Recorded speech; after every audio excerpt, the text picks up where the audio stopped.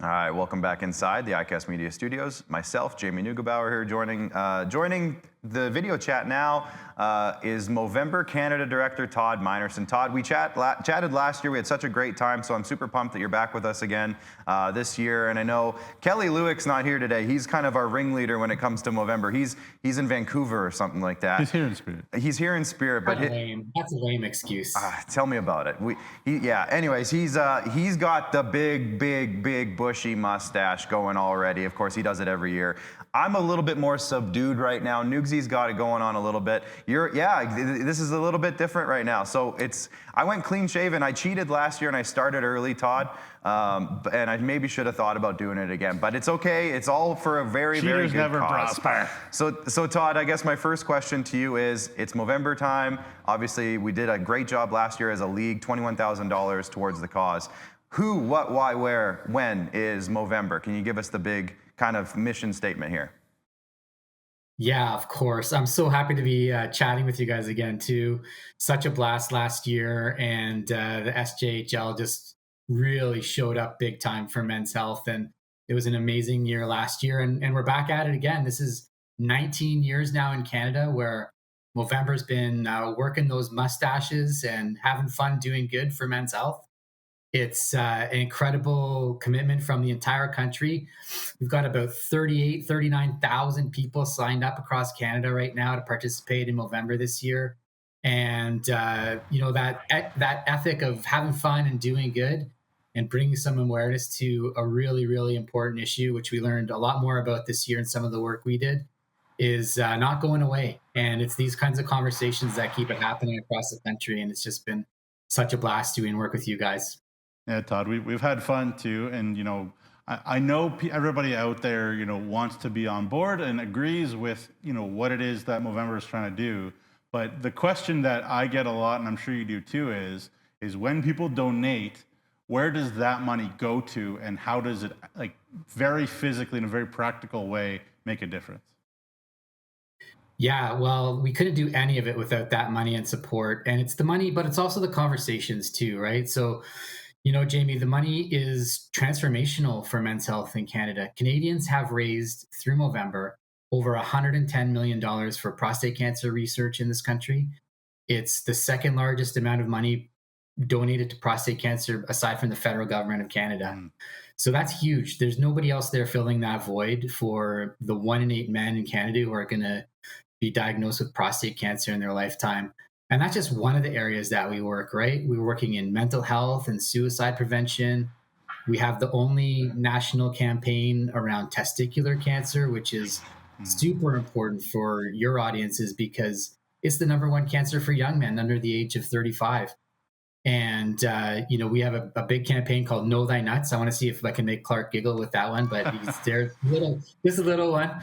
Just a little one, but it's that kind of thing that we're the only ones out there doing this stuff on, and then not even to mention the work around mental health and suicide prevention, because tragically, Jamie, we know 3 out of every 4 suicides in this country are committed by men, and it's an issue that we really, really need to start working with young guys early around their mental health. And one of the new initiatives, to give you a really concrete example, is just in your neck of the woods, it's a partnership with the Western Hockey League, where we're bringing a program called Breaking the Ice, which is a mental health resiliency program, to every player in that league, all of their parents, and all the coaches. And it's to help build that toolbox for young guys who start experiencing mental health challenges or ups and downs, and really trying to give them the tools early on so that as those progress in their life, they're well equipped to deal with them. We don't end up with these tragic circumstances.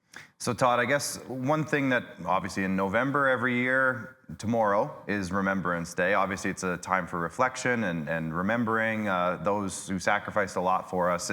For me this year, and even into last year a little bit, it also was a good time for me to reflect on some changes and some things that have gone on in my life in the last little while. And with Movember kind of being wrapped into where I'm going with this, it's a good time to also remember and reflect on, like you kind of mentioned, some people maybe that we've lost to some really tough circumstances. Do you have a personal story, Todd? Because I know getting involved with Movember must be more than just a job for you, or must be more than just a title for you. There must be some more to it. Do you have a personal story that you can reflect on, or maybe something that you can reflect on? Yeah, 100%, Clark. I mean, Chief Mustache Farmer is pretty cool to put on LinkedIn, but Yeah. it's not the main reason why I do this. There's a couple personal things just in my own life. I've got a 19-year-old son who's starting to put those good practices into place about taking care of his health, making regular doctor appointments and following up on them, even when it's a pain in the you know what, and you got to wait around and all that. I got an 83-year-old dad who's more and more connected to the healthcare system for different things. But most closely to me, I lost my best friend last fall to kidney cancer. I'm going to use quotes, kidney cancer. That was what it said on the death certificate. But by the time he went to the hospital and started to get some help, he was gone 9 days later, and that's just a sign of how much work we have to do around making sure men know what preventative health is for them, making sure that their experiences with the healthcare system are positive. I know my buddy Neil had a lot of really negative interactions with the healthcare system before that time. And all of these things that we have, all these ideas and stereotypes that we have about being a man means that you got to be tough, or you got to walk it off, or all these kinds of things, they're not helpful for us, and they're for sure not helpful for the people who love us. So yeah, it is personal, and that's why I have this embarrassing shifty shady mustache only on the 10th. It's taken me a long time to get it in this year, unlike our buddy Jake there. It's looking good. One of the biggest things for me personally with the Movember movement over the last decade or so is that the conversation has really expanded, and it's really been something that a lot of men in my life and around me have really opened up more about. And I think that in itself is a very, very impactful. Not just, like Jamie said, the money, the practical dollars raised, but the conversation and opening up. And like you said, maybe that getting rid of that thing where we have to be so tough that we can't talk to each other, I think has been maybe a little bit even more impactful, wouldn't you say? Yeah, I would totally agree. And sorry about the technical difficulties. No, it wasn't your fault. Wasn't your fault. It wasn't your fault. I was having like heart palpitations No. going, what's going on? But anyways, you're right on, Clark. It's the conversation is half the battle, and that's one of the great things about the mustache. It's kind of like an entryway into having that, and a way to not take yourself so seriously. But I would say we probably do, like, I don't know, 200 health talks around the country every year. Businesses, schools, with teams in different leagues, and almost every time we finish one of those health talks, somebody is like keen and eager to share their story. And for me, that's such a amazing part of the Movember magic, but it's also a really important sign to me that I think men are ready and willing to have these kinds of conversations. They really want to. There's a real hunger for change and for being more proactive about our health and being able to talk about our mental health. For a lot of guys, just having that opportunity or a little bit of that courage to do it for the first time is makes all the difference. And there's been a lot of people who have been working hard to make sure that happens. And if the Movember community has helped in that way, in any way, shape, or form, it's something that we're really proud of.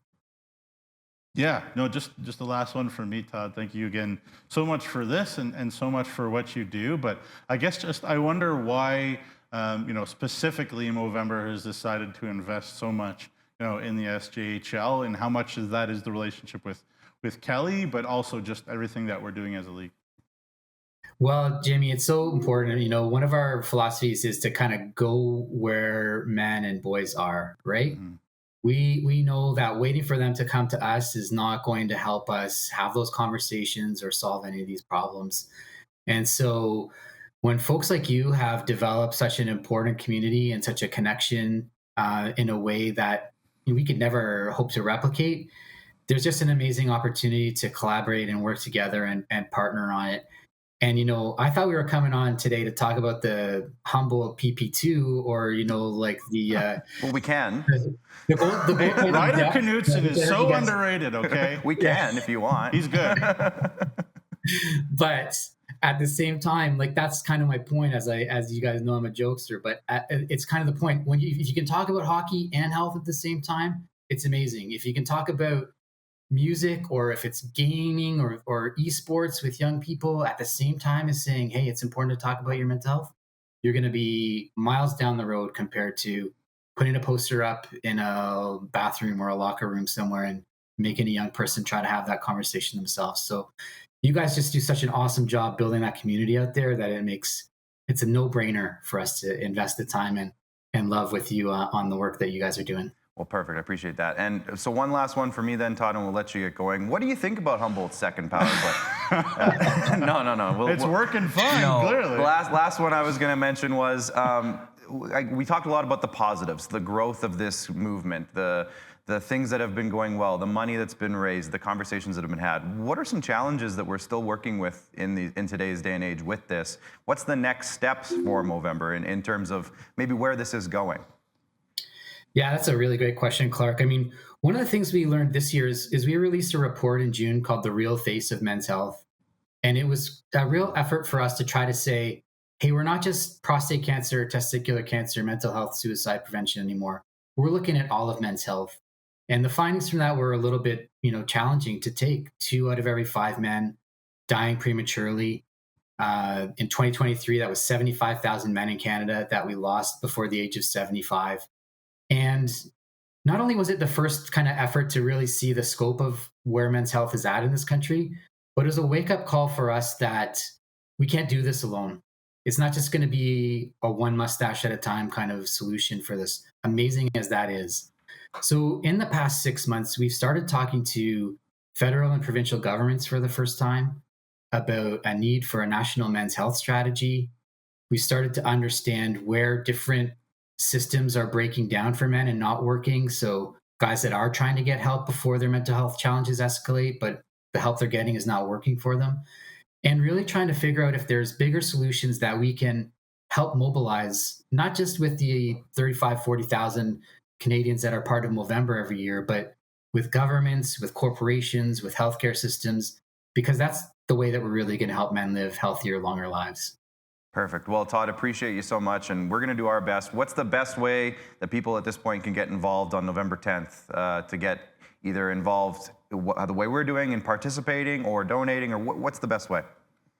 Yeah, it's never too late to sign up, even if you need to get a little head start or set a fitness goal for the month. Movember.com is your resource for everything. You can find the SJHL challenge in there, all the different teams. If you want to support your team, make a donation, that'd be amazing. If you want to learn a little bit more about men's health and start having those conversations, that would be amazing as well. So grow, move, host, talk about PP2s, do whatever you got to do.